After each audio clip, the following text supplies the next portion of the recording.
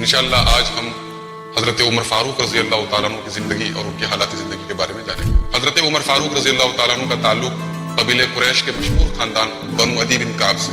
اللہ کے نبی صلی اللہ علیہ وسلم نے جب نبوت کا اعلان کیا تو قریش کے دیگر قبیلوں کے سرا حضرت عمر کا جو قبیلہ تھا یہ لوگ بھی اسلام کے بہت مخالف تھے اور اللہ کے نبی صلی اللہ علیہ وسلم کو ستانے میں اور آپ کو تکلیف دینے میں کوئی کسر نہیں چھوڑتے۔ حضرت عمر بھی اس وقت اسلام کے بہت کٹر دشمن تھے اور جو غریب اور کمزور مسلمان اسلام قبول کرتے تھے حضرت عمر اس وقت ان کو بہت ستاتے اور تکلیف دیتے تھے۔ علامہ ابن سعد اپنی طبقات میں نقل کرتے ہیں کہ حضرت عمر کے قبیلے کا ایک حلیف قبیلہ تھا بنو محمل، ان کی ایک لونڈی تھی، اس لونڈی کو حضرت عمر اسلام قبول کرنے کی وجہ سے بہت سزائیں دیتے تھے، بہت تکلیفیں دیتے تھے، بہت مارتے تھے اور مارتے مارتے جب تھک جاتے تھے تو رک جاتے تھے اور پھر کہتے تھے کہ تو یہ مت سمجھ کہ میں تیرے اوپر ترس کھا کے رکا ہوا ہوں، بلکہ میں تھک گیا ہوں، تھوڑا سستا لیتا ہوں پھر تجھے مارتا ہوں۔ تو یہ تھے حضرت عمر، لیکن یہ پڑھے لکھے بھی تھے اور اپنے قبیلے میں ان کی بڑی عزت تھی اور بہت باروب ان کی شخصیت تھی اور زمانہ جاہلیت سے ہی ان کی سختی بہت مشہور تھی۔ دراصل ان کے والد خطاب نے بچپن ہی سے ان کی تربیت کچھ اس انداز میں کی تھی، ان سے بکریاں وغیرہ چرانے کا کام کرایا کرتے تھے۔ بکریوں کو چرانے کی وجہ سے ان کا دل ہے یا ان کا جو مزاج ہے بہت سخت ہو گیا تھا۔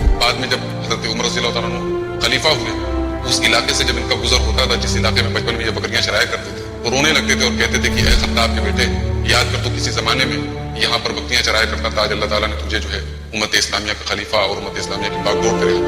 محترم ناظرین کرام، حضرت عمر رضی اللہ تعالیٰ عنہ کے اسلام کی قبول کرنے کی دعائیں جناب محمد رسول اللہ صلی اللہ علیہ وسلم خود کیا کرتے تھے۔ آپ صلی اللہ علیہ وسلم یہ چاہتے تھے کہ یہ کسی طریقے سے اسلام قبول کر لیں تو اسلام کو اور مسلمانوں کو بہت سربلندی حاصل ہوئی۔ چنانچہ بخاری شریف میں حضرت عبداللہ بن مسعود کہتے ہیں کہ ما زلنا اعزۃ منذ اسلم عمر، یعنی حضرت عمر رضی اللہ تعالیٰ عنہ نے جب سے اسلام قبول کیا تو ہم بہت زیادہ عزت اور سرفرازی کے ساتھ رہنے لگے، یعنی ان کے اسلام قبول کرنے کے بعد مسلمانوں کو ایک قسم کی عزت اور سرفرازی اور سر اٹھا کے جینے کا موقع ملا۔ حضرت عمر رضی اللہ تعالیٰ عنہ ہر موقع پر اللہ کے نبی صلی اللہ علیہ وسلم کے ساتھ رہے اور ہجرت کے موقع پر انہوں نے اللہ کے نبی صلی اللہ علیہ وسلم سے پہلے ہی یہ مکہ سے مدینہ پہنچ گئے۔ حضرت عمر کے فضائل میں بے شمار حدیثیں موجود ہیں۔ اللہ کے نبی صلی اللہ علیہ وسلم اپنی زندگی میں ہی ان کو شہید کہا تھا۔ وہ حدیث میں نے حضرت ابو بکر کی سیرت کے تعلق سے بھی پڑھی تھی بخاری شریف کی۔ ایک مرتبہ اللہ کے نبی صلی اللہ علیہ وسلم احد پہاڑ کے اوپر چڑھے اور احد پہاڑ ہلنے لگا تو آپ صلی اللہ علیہ وسلم نے فرمایا کہ اسقط احد، اے احد تو تھم جا، فإنما علیک نبی و صدیق و شہیدان، اس لیے کہ تیرے اوپر یا تو نبی ہے یا صدیق ہے یا شہید ہے۔ اور اس وقت اس پہاڑ کے اوپر اللہ کے نبی صلی اللہ علیہ وسلم تھے، حضرت ابو بکر تھے، حضرت عمر اور حضرت عثمان تھے۔ محترم ناظرین کرام، حضرت عمر فاروق رضی اللہ تعالیٰ عنہ کو رعب و دبدبہ کا یہ عالم تھا کہ جب انہوں نے اسلام قبول کیا تو مکے کی سرزمین میں مسلمان کھل کے نماز پڑھنے لگے اور اسلام کا پرچار کھل کے کرنے لگے اور ان کے اسلام قبول کرنے کے بعد بہت حد تک کافروں کا دبدبہ جو ہے کم ہو گیا۔ حضرت عمر رضی اللہ تعالیٰ عنہ کے فضائل میں بے شمار حدیثیں موجود ہیں۔ بخاری شریف کی حدیث ہے، اللہ کے نبی صلی اللہ علیہ وسلم نے ایک مرتبہ خواب دیکھا۔ آپ فرماتے ہیں کہ میں نے خواب میں دیکھا کہ میرے پاس دودھ کا پیالہ لایا اور میں نے اس کو پیا اور خوب جی بھر کے پیا، خوب سیراب ہو گیا، یہاں تک کہ میرے ناخنوں تک جو ہے وہ دودھ میرے جسم کے اندر بھر گیا۔ اس کے بعد میں نے اپنا بچا ہوا دودھ عمر بن خطاب کو دیا۔ تو حضرت عمر نے پوچھا اے اللہ کے رسول اس خواب کی تعبیر کیا ہے؟ تو آپ نے فرمایا کہ اس سے مراد علم ہے، یعنی وہ جو دودھ کا پیالہ تھا وہ دودھ کا پیالہ دراصل علم تھا اور اللہ کے نبی صلی اللہ علیہ وسلم نے اپنا بچا ہوا علم حضرت عمر فاروق رضی اللہ تعالیٰ عنہ کو سپرد کیا۔ اسی طریقے سے بخاری شریف کی یہ حدیث ہے، اللہ کے نبی صلی اللہ علیہ وسلم نے ایک مرتبہ خواب میں دیکھا کہ بہت سارے لوگ کرتا پہنے ہوئے، بہت سارے لوگ قمیص پہنے ہوئے اور کسی کا کرتا جو ہے وہ سینے تک جا رہا ہے، کسی کا کرتا اور نیچے جا رہا ہے، لیکن جب حضرت عمر کو پیش کیا گیا تو حضرت عمر کا کرتا زمین پر گھسٹ رہا تھا۔ جب اس خواب کی تعبیر نبی کریم صلی اللہ علیہ وسلم سے پوچھی گئی تو آپ نے فرمایا کہ اس سے مراد دین ہے، یعنی حضرت عمر کے ذریعے دین کی سربلندی اور دین کی عظمت کا کام اللہ تبارک و تعالیٰ بہت زیادہ لے گا۔ اسی طریقے سے بخاری اور مسلم کی ایک دوسری حدیث میں اللہ کے نبی صلی اللہ علیہ وسلم نے ایک مزید اپنے خواب کا ذکر کرتے ہوئے فرمایا کہ میں نے خواب میں دیکھا کہ میں ایک کنویں کے کنارے ہوں اور کنویں سے جو ہے لوگ ڈول نکال رہے ہیں، ڈول کے ذریعے کنویں سے پانی نکال رہے ہیں۔ تو اس کنویں سے حضرت ابو بکر صدیق رضی اللہ تعالیٰ عنہ نے ایک یا دو ڈول نکالا، اس کے بعد ان کے اندر کمزوری آ گئی، اللہ کے نبی کہتے ہیں اللہ ان کی بخشش فرمائے۔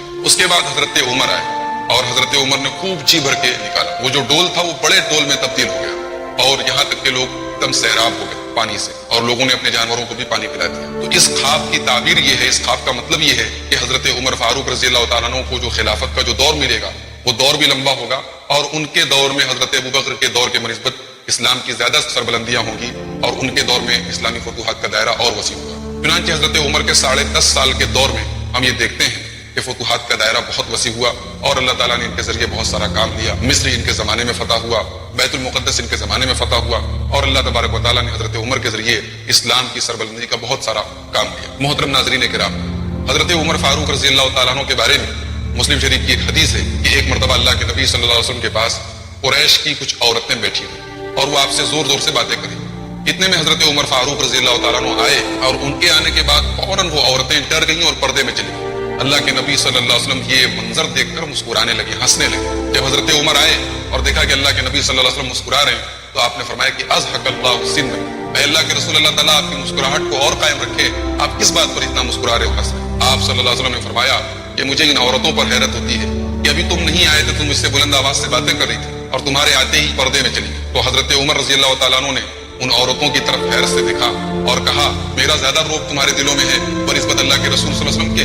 تو ان عورتوں نے جواب دیا کیوں نہ ہو, تم اتنے سخت مزاج ہو کہ تمہاری سختی, اللہ کے نبی صلی اللہ علیہ وسلم تمہارے مقابلے میں بہت نرم دل ہیں اور تم بہت سخت ہو, ہم کیوں نہ تم سے ڈریں اور تمہارا روب کھائیں. تو اللہ کے نبی صلی اللہ علیہ وسلم نے فرمایا کہ اے عمر, حقیقت یہ ہے کہ تم جس راستے سے چلے جاتے ہو شیطان اس راستے سے بھاگ جاتا ہے. محترم ناظرین, بخاری اور مسلم کی اس حدیث سے آپ اندازہ لگائیے کہ حضرت عمر فاروق رضی اللہ تعالیٰ عنہ کے روب و دبدبہ کا کیا عالم ہے. حضرت عمر فاروق رضی اللہ تعالیٰ عنہ کی زندگی میں ہمیں ایک چیز اور نظر آتی ہے کہ کئی مواقع ایسے آئے کہ انہوں نے جس بات کی تمنا کا اظہار کیا اللہ تبارک و تعالیٰ نے ان کی تمنا پوری کی اور ان کے خیال کی تائید اللہ تبارک و تعالیٰ کی طرف سے ہوئی. شراب کے بارے میں حضرت عمر نے دعا کی تھی کہ اللہم بین لنا فی الخمر بیان شفائی, اے اللہ شراب کے سلسلے میں کوئی واضح حکم نازل فرما. اللہ تبارک و تعالیٰ نے سورہ بقرہ کی آیت نازل کی, یسألونک عن الخمر والمیسر قل فیہما اسم کبیر ومنافع للناس. یہ لوگ آپ سے سوال کرتے ہیں شراب اور جوئے کے بارے میں, اے نبی ان کو بتا دو کہ شراب اور جوئے میں فائدہ ہے لیکن نقصان زیادہ بڑا ہے فائدے کے نسبت. جب یہ آیت کریمہ نازل ہوئی تو حضرت عمر فاروق رضی اللہ تعالیٰ عنہ نے مزید دعا کی. جب یہ آیت ان کے سامنے پڑھی گئی تو انہوں نے پھر دعا کی اللہم بین لنا فی الخمر بیان شفائی, اے اللہ شراب کے سلسلے میں مزید تسلی بخش تو بیان عطا فرما.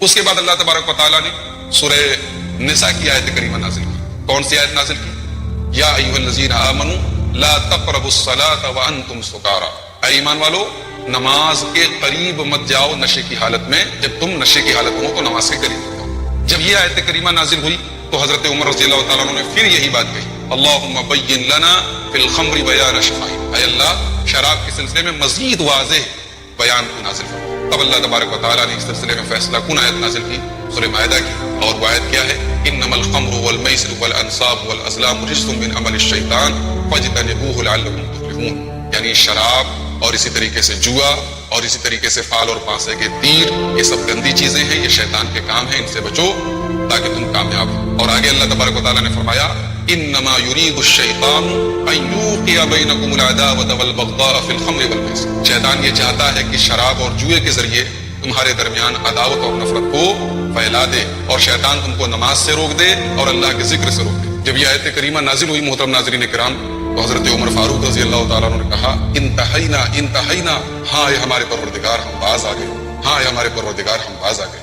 محترم ناظرین کرام, آپ اندازہ لگائیے کہ حضرت عمر رضی اللہ تعالیٰ عنہ نے تمنا کی کہ شراب کے بارے میں اللہ تعالیٰ کوئی حکم نازل کرے, اللہ نے حکم نازل کر دیا. سیم یہی معاملہ پردے کے بارے میں ہوا. اللہ کے نبی صلی اللہ علیہ وسلم کی ازواج مطہرات, آپ کی مقدس بیویاں قضائے حاجت کرنے کے لیے کھلے میدانوں میں جایا کرتی تھی, اور اس وقت پردے کا کوئی حکم نہیں تھا, بڑی پریشانی کا عالم تھا. حضرت عمر فاروق رضی اللہ تعالیٰ عنہ کی غیرت یہ بالکل پسند نہیں کرتی تھی کہ اللہ کے نبی صلی اللہ علیہ وسلم کی پاک بیویاں اس طریقے سے گھر سے نکلیں اور ان کو پردے کا حکم نہ ہو. ان کی دل کی یہ خواہش تھی کہ ان کے بارے میں پردے کا حکم نازل ہو جائے. چنانچہ ایک مرتبہ اللہ کے نبی صلی اللہ علیہ وسلم کی زوجہ محترمہ حضرت سودا ایک مرتبہ قضائے حاجت کرنے کے لیے گھر سے نکلی. حضرت عمر نے ان کو دور سے دیکھ کر کہا کہ سودا میں نے آپ کو پہچان لیا. یعنی حضرت عمر کا مقصد یہ تھا کہ اب اللہ تبارک و تعالیٰ اس سلسلے میں پردے کی آیت نازل کر دے. چنانچہ بخاری شریف کی روایت حضرت عائشہ کہتی ہیں تبھی پردے کی آیت نازل ہوئی. تو یہ تھے حضرت عمر فاروق رضی اللہ تعالیٰ عنہ. محترم ناظرین کرام, حضرت عمر رضی اللہ تعالیٰ عنہ جس طریقے سے اسلام کے آنے کے پہلے یا اسلام قبول کرنے کے پہلے جس قدر وہ کفر میں سخت تھے, اسلام لانے کے بعد اتنے ہی وہ اسلام کے لیے بھی سخت ہو گئے. حضرت عمر فاروق رضی اللہ تعالیٰ عنہ خانہ کعبہ کا طواف کر رہے ہیں, حجر اسود کا بوسہ لے رہے ہیں, اور حجر اسود کا بوسہ لیتے ہوئے کیا کہتے ہیں انی اعلم انک حجر, اے حجر اسود میں جانتا ہوں تو ایک پتھر ہے, تو کسی کا نقصان نہیں کر سکتا, تو کسی کا فائدہ نہیں کر سکتا. میں جانتا ہوں تو ایک پتھر ہے, لیکن اگر میرے رسول نے تیرا بوسہ نہ لیا ہوتا, میرے رسول نے تجھے نہ چوما ہوتا تو میں ہرگز ہرگز تجھے نہ چومتا. یہ حضرت عمر فاروق ہیں. اسی طریقے سے اللہ کے نبی صلی اللہ علیہ وسلم نے مشرکین مکہ جس وقت مکے میں رہتے تھے اس وقت ان کو دکھانے کے لیے اور اسلام کے غلبے کے اظہار کے لیے یہ حکم دیا تھا کہ شروعات کے 3 چکروں میں طواف کے رمل کیا جائے. رمل کا کیا مطلب ہوتا ہے؟ یعنی حاجی جو 7 چکر لگاتے ہیں خانہ کعبہ کے ارد گرد، اس میں شروعات کے 3 چکروں میں تھوڑا تیز دوڑے، کندھے ہلا ہلا کر، اس کو رمل بولتے ہیں. اللہ کے نبی صلی اللہ علیہ وسلم کی اس سنت کو حضرت عمر نے بھی اپنے دور میں جاری رکھا، لیکن طواف کرتے کرتے وہ کہتے ہیں ما لنا وللرمل، یعنی اب رمل کی کیا ضرورت ہے؟ اب تو اللہ تبارک و تعالیٰ نے مکے سے کافروں کو نکال دیا ہے، اب یہاں رمل کی کوئی ضرورت نہیں ہے. لیکن پھر اتباع سنت کا جذبہ دیکھیے، اللہ کے نبی صلی اللہ علیہ وسلم کی سنت پر عمل کرنے کا جذبہ دیکھیے. کہتے ہیں کہ نہیں، جس کام کو اللہ کے رسول نے کیا ہے ہم اسے چھوڑ نہیں سکتے. محترم ناظرین، جیسا کہ آپ نے اس واقعے سے اندازہ لگایا کہ حضرت عمر فاروق رضی اللہ تعالیٰ عنہ کے اندر اتباع سنت کا جذبہ کس قدر موجود تھی، اور کیوں نہ ہو، انہیں اللہ کے نبی صلی اللہ علیہ وسلم سے سچی محبت جو تھی. بخاری شریف کی ایک حدیث ہے، حضرت عمر فاروق ایک مرتبہ اللہ کے رسول صلی اللہ علیہ وسلم سے کہتے ہیں کہ لأنت احب الی من کل شیء الا من نفسی، اے اللہ کے رسول مجھے تمام چیزوں سے زیادہ آپ سے محبت ہے سوائے اپنی جان. آپ نے فرمایا والذی نفسی بیدہ، اے عمر اس ذات کی قسم جس کے ہاتھ میں میری جان ہے، تم اس وقت تک مکمل مومن نہیں ہو سکتے حتی اکون احب الیک من نفسک، یہاں تک کہ میں تمہاری جان سے بھی زیادہ تمہارے نزدیک محبوب نہ ہو جاؤں. حضرت عمر نے یہ بات سن کر کہا کہ اللہ کے رسول اب میں آپ سے اپنی جان سے بھی زیادہ محبت کرتا ہوں. آپ نے فرمایا الآن یا عمر، اے عمر اب جا کے تمہارا ایمان مکمل ہوا. محترم ناظرین کرام، آپ اندازہ لگائیے کہ حضرت عمر فاروق رضی اللہ تعالیٰ عنہ کو اللہ کے رسول صلی اللہ علیہ وسلم سے کیسی گہری محبت تھی، اور اس محبت کا نتیجہ تھا کہ اللہ کے رسول صلی اللہ علیہ وسلم کا جب بھی ذکر کیا جاتا تھا تو ساتھ میں حضرت ابو بکر کا اور حضرت عمر کا نام ضرور آتا تھا. صحابہ کرام کہتے تھے اللہ کے رسول آئے تو ساتھ میں کہتے تھے حضرت ابو بکر آئے، حضرت عمر آئے. اللہ کے رسول گئے، حضرت ابو بکر گئے، حضرت عمر گئے. یہ مقام تھا. حضرت ابو بکر کے علاوہ اللہ کے نبی صلی اللہ علیہ وسلم کے نزدیک اگر سب سے زیادہ محبوب کوئی شخصیت تھی تو وہ حضرت عمر فاروق کی تھی. بخاری شریف کی ایک حدیث میں آپ کو اور سنا تو بڑی دلچسپ روایت ہے، غور سے سنیے گا. اللہ کے نبی صلی اللہ علیہ وسلم فرماتے ہیں کہ مجھے جنت کا منظر دکھایا گیا. جنت میں میں نے رومیسا کو دیکھا. یہ رومیسا کون ہے؟ یہ حضرت ابو طلحہ کی بیوی کا نام ہے رومیسا. میں نے ان کو جنت میں دیکھا. اس کے بعد اللہ کے نبی کہتے ہیں میں نے جنت میں بلال کے قدموں کی آہٹ کو سنا، اور اسی طریقے سے ورأیت قصرا بفنائہ جاری، میں نے جنت میں ایک محل دیکھا اور محل کے اندر ایک خوبصورت لڑکی تھی. تو میں نے پوچھا کہ لمن ھذا القصر، یہ محل کس کا ہے؟ تو اللہ کے نبی صلی اللہ علیہ وسلم کو بتایا گیا کہ یہ محل حضرت عمر فاروق رضی اللہ تعالیٰ عنہ کا ہے. اللہ کے نبی کہتے ہیں میں نے سوچا کہ میں اس محل میں داخل ہو جاؤں، لیکن میں داخل نہیں ہوا، یہ سوچ کر کہ یہ حضرت عمر کا ہے، اور حضرت عمر بڑے غیرت مند انسان ہیں. حضرت عمر یہ حدیث سن رہے ہیں اور روتے ہوئے کہتے ہیں علیک غار یا رسول اللہ، اے اللہ کے رسول کیا میں آپ کے اوپر غیرت کروں گا؟ محترم ناظرین کرام، اسی طریقے سے اللہ کے نبی صلی اللہ علیہ وسلم اور حضرت عمر کی محبت کا سلسلہ جاری رہا، یہاں تک کہ حضرت عمر فاروق رضی اللہ تعالیٰ عنہ نے وہ صدمہ دیکھا اور غم و اندوہ کا وہ پہاڑ دیکھا جس نے ان کی طرح بہت سارے صحابہ کرام کو نہایت ہی غم اور صدمے کی کیفیت میں مبتلا کر دیا. یعنی نبی کریم صلی اللہ علیہ وسلم کے انتقال کا جو حادثہ تھا، اس حادثے نے صحابہ کرام کے دل و دماغ کو مفلوج کر دیا. حضرت عمر تو کنٹرول کھو بیٹھے، جیسا کہ میں نے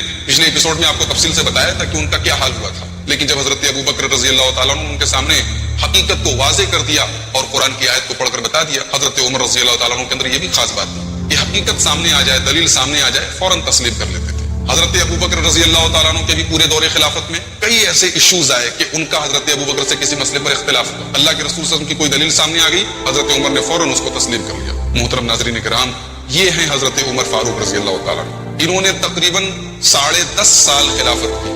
10.5 سال تک پوری امت اسلامیہ کی باغ ڈور حضرت عمر فاروق کے ہاتھ میں رہی. لیکن آپ جانتے ہیں ان کا طرز زندگی کیسا تھا، ان کا لائف سٹائل کیسا تھا، انہوں نے زندگی کیسی گزاری. آج دنیا کے سیاستداں اور دنیا کے پولیٹیشین بڑی بڑی باتیں کرتے ہیں، انہیں سیکھنا چاہیے حکومت کرنے کا انداز حضرت عمر فاروق رضی اللہ تعالیٰ عنہ کس طریقے سے، کتنی سادگی کے ساتھ انہوں نے زندگی گزاری. انشاءاللہ میں بتاؤں گا تفصیل کے ساتھ آپ کو کہ ان کے کھانے پینے کا انداز کیا تھا، ان کے رہن سہن کا انداز کیا تھا.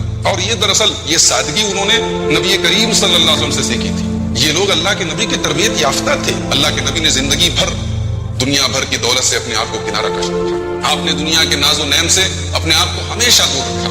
اللہ کے نبی صلی اللہ علیہ وسلم آرام دہ بستر پر لیٹنا پسند نہیں کرتے تھے. محترم بھائیوں، محترم ناظرین کرام، آپ ایک معمولی سی چٹائی پر لیٹتے تھے جس سے آپ کی پیٹھ پر نشان پڑ جاتے تھے، اور صحابہ کرام کہتے تھے لو اتخذنا لک وسادۃ یا رسول اللہ، اے اللہ کے رسول آپ ہمیں اجازت دیں، ہم آپ کے لیے ایک نرم اور آرام دہ بستر تیار کرتے۔ اور میرے پیارے رسول جناب محمد رسول اللہ صلی اللہ علیہ وسلم فرمایا کرتے تھے ما لی ولی دنیا، ارے میرا دنیا سے کیا تعلق ہے، میں دنیا کا کیا کروں گا، انا کراکب استظل تحت شجرۃ، میں تو اس دنیا میں ایک مسافر کی طرح ہوں، ایک مسافر کی طرح ہوں، استظل تحت شجرۃ، جو کسی درخت کے نیچے آرام کرنے کے لیے لیٹا ہو۔ ایک مسافر کی منزل وہ درخت نہیں ہوتا، ایک مسافر جب کسی درخت کے نیچے لیٹتا ہے تو وقتی طور پر آرام کرنے کے لیے لیٹتا ہے، اس کی منزل کہیں اور ہوتی ہے۔ میرے صحابہ مجھے کہیں اور جانا ہے، یہ دنیا میری منزل نہیں ہے، مجھے اس دنیا کے مطالبے مجھ سے مت کرو، اس دنیا کا بستر، اس دنیا کی ناز و نعمت مجھے نہیں چاہیے۔ محترم ناظرین کرام، یہ تربیت تھی جناب محمد رسول اللہ صلی اللہ علیہ وسلم کی، اور اس تربیت نے ابو بکر و عمر جیسے افراد کو پیدا کیا۔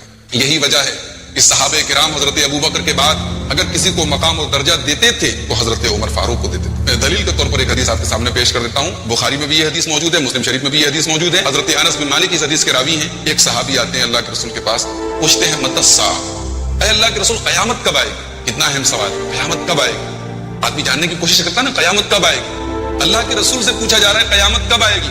اللہ کے رسول نے جواب نہیں دیا، آپ نے فرمایا ماذا اعددت لها، تم نے تیاری کیا کی ہے قیامت؟ تو وہ صحابی کہتے ہیں ما اعددت لها بشیء کبیر، اے اللہ کے رسول میں نے قیامت کے لیے کوئی خاص تیاری نہیں کی ہے، بہت زیادہ نمازیں، بہت زیادہ صدقات، بہت زیادہ نیکیاں میرے کھاتے میں نہیں ہیں، بس میں نے فرائض کو انجام دیا ہے، نوافل بہت زیادہ میرے کھاتے میں نہیں ہیں، ولکنی احب اللہ ورسولہ، لیکن ایک چیز ہے میرے اندر، میں اللہ سے محبت کرتا ہوں اور میں اللہ کے رسول سے محبت کرتا ہوں۔ پیارے نبی جناب محمد رسول اللہ صلی اللہ علیہ وسلم نے صحابی کی یہ بات سن کر کیا جملہ ارشاد فرمایا۔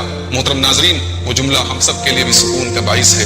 آپ نے فرمایا انت مع من احببت، اے میرے صحابی اگر واقعی تم اللہ اور اس کے رسول سے محبت کرتے ہو تو یقیناً تم اللہ اور اس کے رسول کے ساتھ رہو گے۔ حضرت انس کہتے ہیں فما فرحنا بشیء، جو اللہ کے رسول صلی اللہ علیہ وسلم کی زبان مبارک سے یہ جملہ سن کر ہم کو خوشی ہوئی کہ انت مع من احببت، تم اس کے ساتھ رہو گے جس سے تم محبت کرتے ہو، اتنی خوشی ہمیں زندگی میں کبھی نہیں ہوئی۔ محترم ناظرین کرام، اس کے بعد حضرت انس کیا کہتے ہیں، وہ میں نے اس کے لیے اس واقعے کو پیش کیا۔ حضرت انس کہتے ہیں کہ اے لوگوں سن لو، میں یعنی کہ انس بن مالک اللہ سے، اس کے رسول سے، ابو بکر سے اور عمر سے بہت محبت کرتا ہوں، وارجو ان اکون معہم، اور مجھے امید ہے کہ میں ان کے ساتھ رہوں گا، حالانکہ میرا عمل ان کے جیسا نہیں ہے، میرا عمل ابو بکر کے جیسا نہیں ہے، میرا عمل عمر کے جیسا نہیں ہے، لیکن مجھے امید ہے کہ میں ان کے ساتھ ہوں۔ جانتے ہیں یہ حدیث بھی امام بخاری نے حضرت عمر کے فضائل میں ذکر کی ہے، کیوں؟ کیونکہ اس میں اللہ کے رسول کے بعد حضرت ابو بکر کا اور حضرت ابو بکر کے بعد حضرت عمر کا نام آیا ہے۔ یہ تھا حضرت عمر کا مقام و مرتبہ صحابہ کرام کی نظروں میں کہ وہ جب اللہ کے رسول کا نام لیتے تھے تو بعد میں حضرت ابو بکر کا اور پھر فوراً حضرت عمر کا نام لیتے تھے۔ آئیے ہم ان کی زندگی کچھ اور اوراق کو پلٹیں۔ یہ خلیفہ بن جاتے ہیں، ساری امت کی باغ ڈور ان کے ہاتھ میں آ جاتی ہے، لاکھوں مربع میل پر جس اسلامی حکومت کے جھنڈے پھہرا رہے ہیں اس کی قیادت اور اس کی لیڈرشپ حضرت عمر بن خطاب کے ہاتھ میں۔ اللہ تبارک و تعالیٰ نے کئی موقع پر امیر المومنین حضرت عمر رضی اللہ تعالیٰ عنہ کی موافقت میں قرآن کی آیتیں نازل ہوئی۔ بخاری شریف کی حدیث ہے، حضرت عمر خود کہتے ہیں وافقت ربی فی ثلاث، میرے رب نے تین چیزوں میں میری موافقت کی، تین چیزوں میں میرے رب نے میرا سپورٹ کیا۔ کون کون سی چیزیں تھیں؟ نمبر ایک، اللہ کے نبی صلی اللہ علیہ وسلم کے پاس ہر قسم کے لوگ آتے تھے، پردے کا کوئی حکم نہیں تھا، ازواج مطہرات سے ہر آدمی بات کرتا تھا۔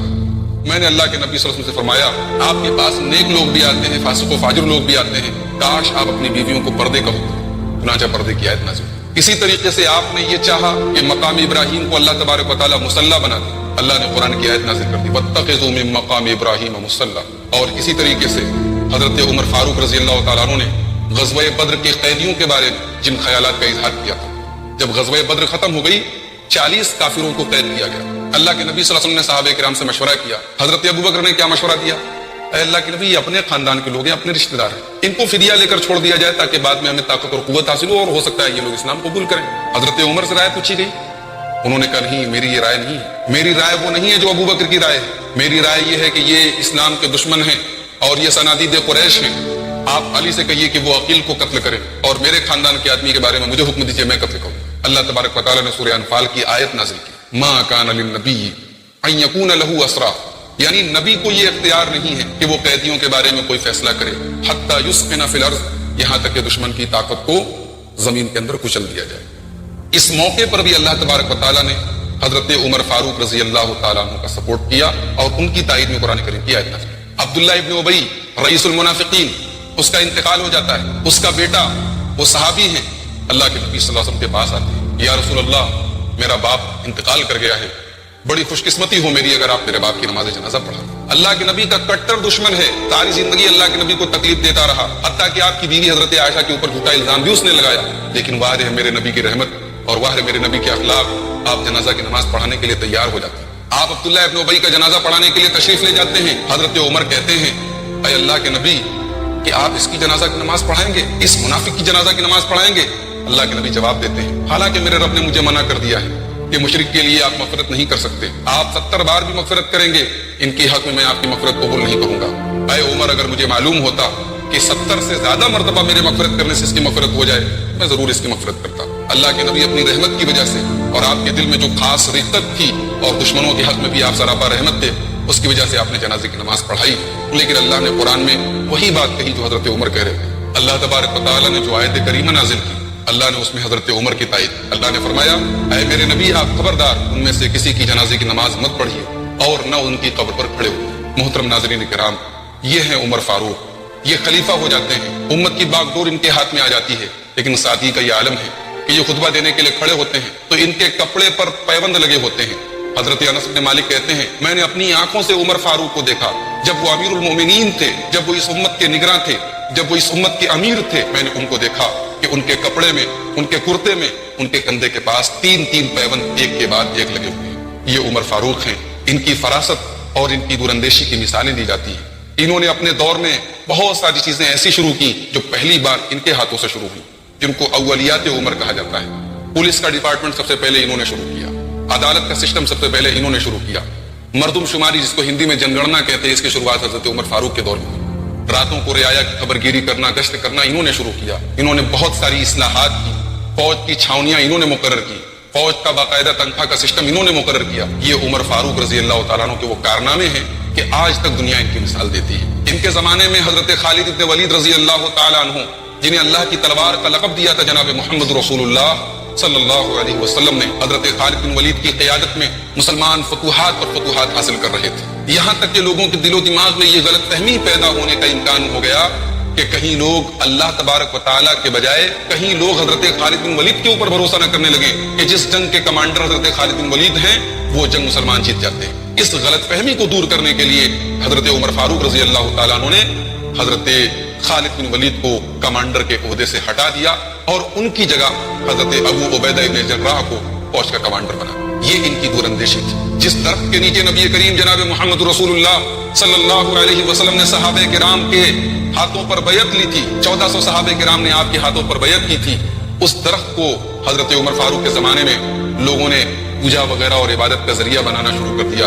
جو بہت سارے کمزور ایمان کے نئے لوگ تھے وہ وہاں پر جمع ہونے لگے اور قریب تھا کہ وہ شرک اور بدعت کا ایک گڑھ بن جائے۔ حضرت عمر فاروق جیسی دور اندیش ہستی نے اس درخت کو جڑ سے وہاں سے اکھڑوا دیا۔ محترم ناظرین کرام، آپ اندازہ لگائیے کتنے دور اندیش اور فراست ایمانی کس قدر کوٹ کوٹ کر بھری ہوئی تھی جناب عمر فاروق رضی اللہ تعالیٰ عنہ۔ جب بیت المقدس فتح ہوا تو بیت المقدس کے راہبوں نے چابی دینے سے انکار کر دیا اور امیر لشکر حضرت ابو عبیدہ ابن جراح سے کہا کہ ہم یہ چابی تمہارے خلیفہ کو دیں گے، تمہارے امیر المومنین کو دیں گے، اور تمہارے امیر المومنین کو یہ چابی یہاں آ کر ہمارے ہاتھوں سے لینی پڑے گی۔ چنانچہ حضرت ابو عبیدہ نے لیٹر لکھا، خط لکھا خلیفہ وقت کے نام کہ اے امیر المومنین ایسی ایسی بات ہے، آپ چلے آئیے۔ مدینہ سے ملک شام کا سرکاری سفر امیر المومنین حضرت عمر فاروق کر رہے ہیں، سرکاری سفر ہے۔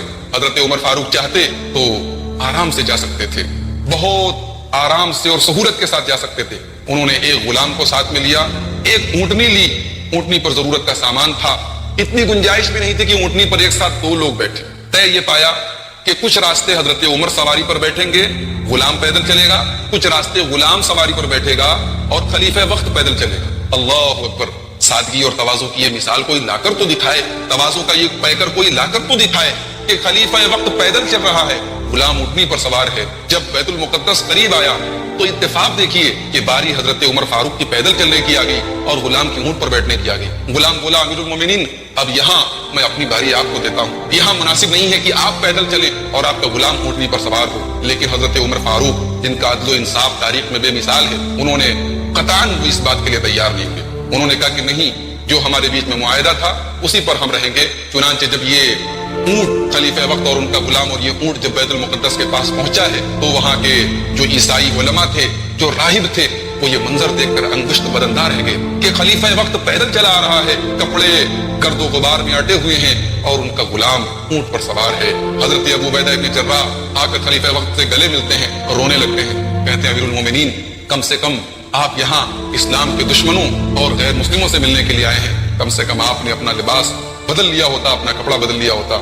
فاروق اعظم جواب دیتے ہیں کہ اے ابو عبیدہ تم بھول گئے، اللہ تبارک و تعالیٰ نے ہمیں اسلام کے ذریعے عزت دی ہے، جس دن ہم اسلام کو چھوڑ کر کسی اور چیز کے ذریعے عزت حاصل کرنے کی کوشش کریں گے اللہ تبارک و تعالیٰ اسی دن ہمیں نیست و نابود کر دے گا۔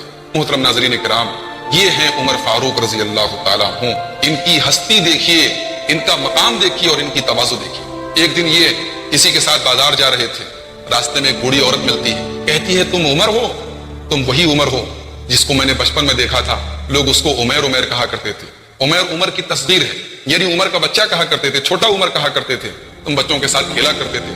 پھر ایک زمانہ آ گیا لوگ تمہیں عمر عمر کہنے لگے، پھر ایک زمانہ آ گیا لوگ تمہیں امیر المومنین کہنے لگے۔ اے عمر خبردار، اللہ نے تمہیں لوگوں کا نگراں بنایا ہے، اللہ سے ڈرتے رہنا۔ حضرت عمر اس عورت کی بات سن کر رونے لگتے ہیں، لوگ اس بوڑھی عورت کو ڈانٹنے لگتے ہیں کہ تو نے خلیفہ وقت کو رلا دیا۔ حضرت عمر کہتے ہیں رہنے دو، یہ بوڑھی عورت جانتے ہو یہ کون عورت ہے؟ وہ خولہ بنت حکیم تھی، یہ وہ عورت ہیں جن کی آواز کو اللہ تبارک و تعالیٰ نے سات آسمان کے اوپر سنا تھا۔ محترم ناظرین کرام، آپ اندازہ لگائیے حضرت عمر کی کیسی شخصیت تھی، کیسے آپ غریبوں کا لحاظ رکھتے تھے، راتوں کو آپ گشت کرنے کے لیے نکلتے تھے، کتنے کمزور اور بے کس لوگ ہوتے تھے، حضرت عمر اپنے ہاتھوں سے ان کے گھر جا کے اناج اور غلہ پہنچایا کرتے تھے۔ کیا دنیا میں کسی اور حکمراں کی ایسی مثال ملتی ہے؟ اس لیے ہمارے ہندوستان کے ایک مشہور مفکر اور رہنما موہن داس کرم چند گاندھی، جنہیں لوگ مہاتما گاندھی کے نام سے یاد کرتے ہیں، وہ بھی حضرت عمر جیسی حکومت کرنے کے لوگوں کو تعلیم دیا کرتے تھے۔ یہی فاروق اعظم، یہی عمر فاروق ہیں، ایک باغ میں جاتے ہیں اور رونے لگتے ہیں۔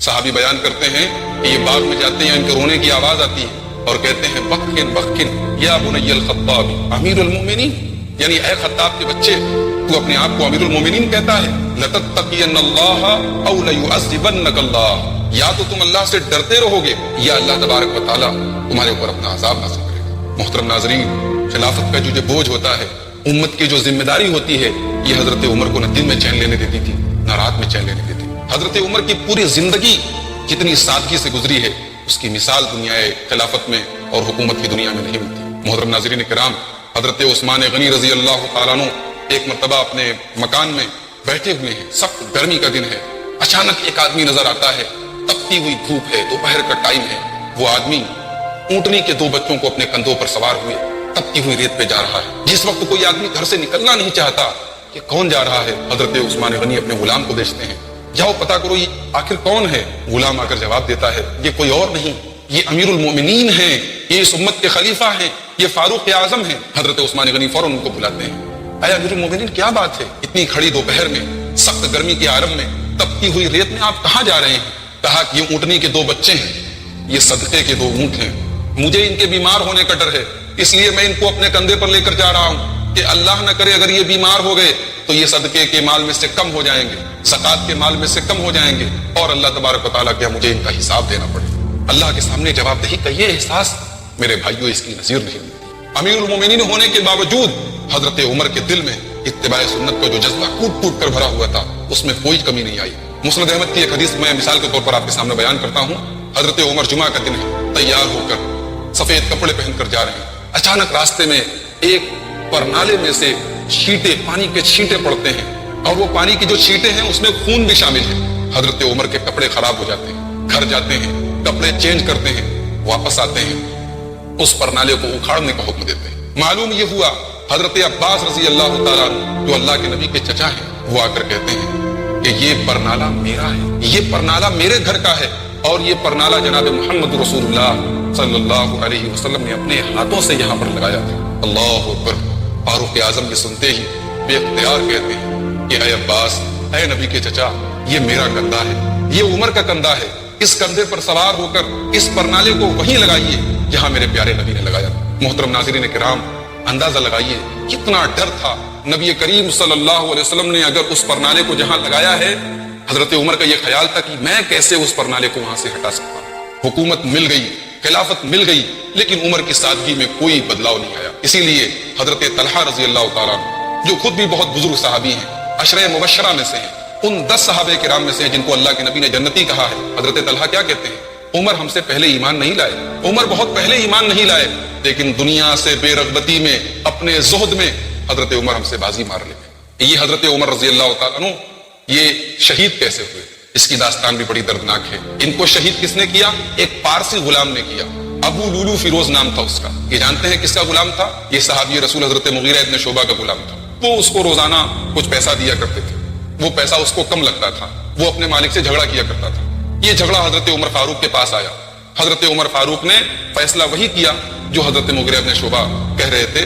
انہوں نے کہا کہ بھئی تمہارے کام کے حساب سے تمہاری تنخواہ صحیح ہے، تمہیں جو پیسہ مل رہا ہے صحیح ہے۔ اس ایرانی غلام نے اپنے دل میں حضرت عمر کے خلاف ایک بغض اور عداوت پال لیا، اور ایک دن حضرت عمر فاروق رضی اللہ تعالیٰ عنہ مسجد نبوی میں فجر کی نماز پڑھا رہے تھے۔ یہ ابو لولو فیروز کمبل اوڑھ کر نماز میں یہ بھی شامل تھا، اس نے کھنجر سے حضرت عمر فاروق کے اوپر حملہ کیا۔ حضرت عمر فوراً وہیں پر گر پڑے اور انہوں نے سب سے پہلا یہ سوال کیا کہ میرے اوپر حملہ کرنے والا کون؟ پتہ یہ چلا کہ ابو لولو فیروز ہے۔ حالانکہ حملہ کرنے کے فوراً بعد اس نے اپنے آپ کو بھی کھنجر سے مار کر خودکشی کر لی، خود کو بھی اس نے مار ڈالا، لیکن جیسے ہی ان کو یہ معلوم ہوا کہ کسی کافر نے ان کو مارا ہے، انہوں نے فوراً اللہ کا شکر ادا کیا کہ اللہ کا شکر کہ اللہ نے کسی مسلمان کے ذریعے مجھے قتل نہیں کروایا۔ اس کے بعد طبیب لوگ آئے، ڈاکٹر لوگ آئے، ڈاکٹروں نے ان کو دوائیں تجویز کی اور دوائیں ان کے منہ میں ڈالی جا رہی ہیں، لیکن وہ ساری دوائیں ان کے جو ناف کے پاس جو زخم تھا اس زخم سے باہر نکل رہی، کوئی دوا کام نہیں کر رہی ہے۔ ایک حکیم آیا، ایک طبیب آیا قبیلہ بنو معاویہ کا، اس نے کہا کہ اے عمر، اب آپ کا اللہ سے ملنے کا ٹائم قریب آ گیا، اب دوا کام نہیں کرے گی، اب آپ اللہ سے ملنے والے ہیں، اب آپ کا انتقال ہونے والا ہے۔ حضرت عمر نے کہا کہ بنو معاویہ کا جو تمہارا بھائی جو طبیب جو بات بول رہا ہے یہ بالکل صحیح بات بول رہا ہے۔ حضرت عمر کے گھر کے لوگ رونے لگے۔ حضرت عمر نے منع کیا کہ کیا تم نے اللہ کے نبی صلی اللہ علیہ وسلم کی وہ حدیث نہیں سنی ہے، ان المیت لیعذب ببکاء اہلہ، مرنے والے کے جب گھر والے روتے ہیں تو اس کی وجہ سے مرنے والے کو تکلیف ہوتی ہے۔ محترم ناظرین کرام، اس طریقے سے 10.5 سال خلافت کرنے کے بعد اس امت کا یہ سورج غروب ہوا۔ حضرت عمر فاروق رضی اللہ تعالیٰ عنہ کا انتقال 1 محرم سن 24 ہجری کو ہوا۔ حضرت عمر رضی اللہ تعالیٰ عنہ کے انتقال کے پہلے آپ سے ملنے کے لیے عبداللہ ابن عباس جو اللہ کے نبی کے بڑے مشہور صحابی ہیں وہ تشریف لائے، اور انہوں نے حضرت عمر کا حوصلہ بڑھانے کے لیے کہا کہ اے عمر، آپ کا مقام تو کتنا بلند ہے، آپ اللہ کے نبی صلی اللہ علیہ وسلم کی صحبت میں تھے، آپ کے صحابی تھے، اور آپ صلی اللہ علیہ وسلم کا جب انتقال ہوا تو اللہ کے رسول آپ سے راضی تھے۔ پھر اس کے بعد آپ حضرت ابو بکر صدیق رضی اللہ تعالیٰ عنہ کے ساتھ رہے، اور جتنے دن وہ زندہ رہے آپ سے راضی تھے۔ اس کے بعد آپ نے حکومت کی، آپ کا دور آیا اور لوگ آپ سے راضی رہے۔ حضرت عمر کیا جواب دیتے ہیں؟ کسی غلط فہمی کے شکار نہیں ہوتے کہ چلو میری تعریف ہو رہی ہے، میرے قصیدے پڑھے جا رہے ہیں۔ کہتے ہیں یہ اللہ کا فضل تھا کہ اللہ کے نبی کی زندگی میں اللہ کے نبی مجھ سے راضی تھے، یہ اللہ کا فضل و کرم تھا کہ ابو بکر صدیق مجھ سے راضی تھے، لیکن پھر مجھے تمہارے جیسے لوگ ملے اور پھر معاملہ گڑبڑ ہو گیا۔ حضرت عمر کہتے ہیں ارے میں تو یہ چاہتا ہوں کہ میرا معاملہ برابر سرابر پر چھوٹ جائے، جب قیامت کے دن نیکیوں کو تولا جائے، جب گناہوں کو تولا جائے، جب میزان رکھا جائے، تو عمر یہ نہیں چاہتا کہ عمر کی نیکیوں کا پلڑا بھاری ہو جائے، عمر کی نیکیاں زیادہ ہو جائیں۔ ارے عمر تو اتنے ہی کو کافی سمجھتا ہے کہ عمر کی نیکیاں اور برائیاں برابر ہو جائیں۔ محترم ناظرین کرام، آپ اندازہ لگائیے کیسی ہستی ہے اور اللہ کا کیسا ڈر ان کے دل میں، ان کے قلب میں موجود ہے۔ اللہ تبارک و تعالیٰ سے ہم یہ دعا کرتے ہیں کہ اللہ ان سے راضی ہو اور ان کے نقش قدم پر آج ہمیں اور مسلمانوں کے تمام حکمرانوں کو ان کے نقش قدم پر چلنے کی توفیق عطا فرمائے۔ حضرت عمر رضی اللہ تعالیٰ عنہ کی خلافت کا جو یہ 10.5 سال کا دور ہے، یہ بڑا ہی تابناک اور بڑا ہی روشن دور ہے اسلامی تاریخ کا، اور سب سے بڑی بات یہ ہے کہ تمام قسم کے جو فتنے پیدا ہوئے اسلام کے اندر یہ بعد میں پیدا ہوئے۔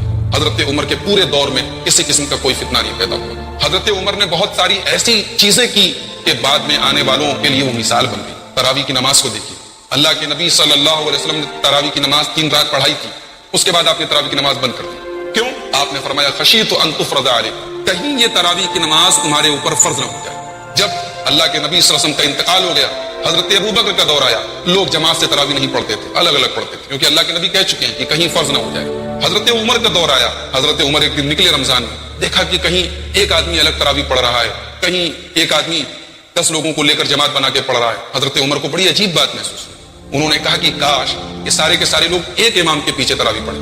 حضرت ابی ابن کعب کو انہوں نے امام بنایا اور سارے لوگوں کو ایک جماعت پر اکٹھا کیا، اور کہا اس کے بعد جب یہ سارے لوگ تراویح پڑھنے لگے تو حضرت عمر نے کہا کہ نعمت البدعۃ ھذہ، یعنی یہ کتنی بہترین بدعت ہے۔ اب یہاں بدعت کا مطلب وہ بدعت نہیں ہے جو شریعت میں بدعت جس کو کہتے ہیں۔ شریعت میں تو بدعت کا یہ مطلب ہے کہ وہ کام جس کی بنیاد شریعت میں نہ ہو، جس کی اصل شریعت میں نہ ہو۔ جبکہ تراویح کی نماز کے بارے میں ہمیں حدیث سے ثبوت ملتا ہے کہ اللہ کے نبی صلی اللہ علیہ وسلم نے خود تراویح کی نماز پڑھائی ہے۔ تو یہاں بدعت کا لغوی معنی ہے، یعنی یہ کام میرے دور کے اعتبار سے نیا ہے۔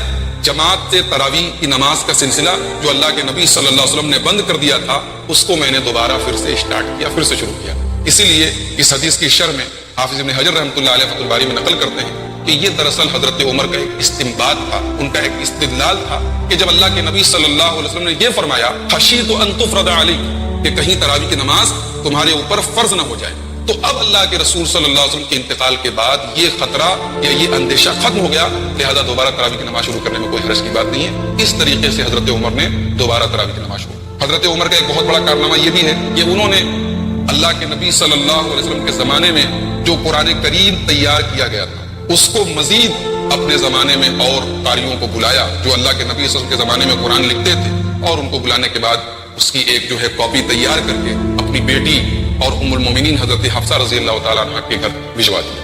یہ کارنامے ہیں حضرت عمر فاروق کے، اور ان کارناموں کو دنیا آج بھی یاد کرتی ہے۔ حضرت عمر رضی اللہ تعالیٰ عنہ کی زندگی سے ہمیں بنیادی طور پر ایک سبق یہ ملا کہ حکومت اور اختیار ملنے کے بعد انسان کو گھمنڈ اور غرور میں یا بہت زیادہ اپنے آپ کو اونچا نہیں سمجھنا چاہیے، فخر میں اور غرور میں مبتلا نہیں ہونا چاہیے۔ انسان کو تواضع اختیار کرنی چاہیے، اللہ کے نبی صلی اللہ علیہ وسلم کا وہ فرمان یاد رکھنا چاہیے، جو اللہ تعالیٰ کے لیے اپنے آپ کو پست کرتا ہے اللہ تبارک و تعالیٰ اس کو بلند کرتا ہے۔ حضرت عمر کی زندگی سے ہمیں دوسرا سبق یہ ملا کہ انسان کو توحید کے معاملے میں کوئی کمپرومائز، کوئی سمجھوتا نہیں کرنا چاہیے۔ حضرت عمر نے بیعت رضوان والے اس درخت کو کٹوا دیا۔ اسی طریقے سے حجر اسود کا بوسہ لیتے وقت یہ واضح کر دیا کہ حجر اسود ہمارے لیے کوئی احترام کی چیز نہیں ہے، اگر ہم اس کا بوسہ لیتے ہیں تو صرف اپنے نبی صلی اللہ علیہ وسلم کی اسوہ حسنہ پر عمل کرتے ہوئے لیتے ہیں۔ اسی طریقے سے حضرت عمر کی زندگی سے ہمیں ایک سبق یہ بھی ملتا ہے کہ انسان کو اپنی زندگی میں ہمیشہ ایک بات کا خیال رکھنا چاہیے کہ ہمیں اللہ کے سامنے اپنے اعمال کا جواب دینا ہے۔ ایک ایسی ہستی جس کو اللہ کے نبی نے جنتی کہا، اور صرف جنتی نہیں کہا، جنت میں باقاعدہ ان کا ایک محل دیکھا اللہ کے نبی نے، اس کے باوجود اپنے بارے میں یہ ڈر کہ کہیں میں اللہ کے عذاب میں مبتلا نہ ہو جاؤں۔ میرے بھائیو، اس میں ہمارے لیے بہت بڑی نصیحت ہے۔ اللہ تعالیٰ سے دعا ہے رب العالمین ہم سب کو حضرت عمر کی زندگی سے حاصل ہونے والے ان تمام نصیحت کے پہلوؤں پر عمل کرنے کی توفیق عطا فرمائے۔